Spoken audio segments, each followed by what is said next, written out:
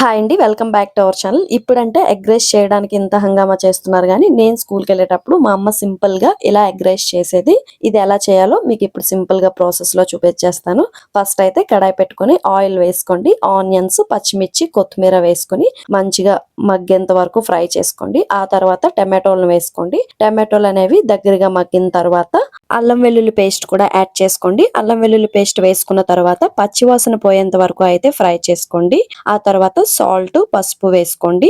కారం కూడా యాడ్ చేసుకోండి. కారం మీరు ఎంత కారం తింటారో దాన్ని బట్టి యాడ్ చేసుకోండి.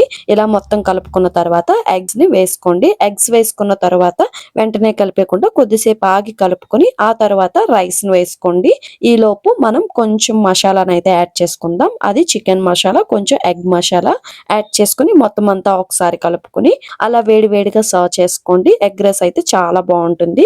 ఇలానే సింపుల్ గా మా అమ్మగారు అయితే ఎగ్ రైస్ చేసి పెట్టేవాళ్ళు. ఈ వీడియో మీకు నచ్చితే గనక ప్లీజ్ సబ్స్క్రైబ్ చేసుకోవటం మర్చిపోవద్దు. అలాగే ఒక్క లైక్ కూడా ఇవ్వండి. Bye bye.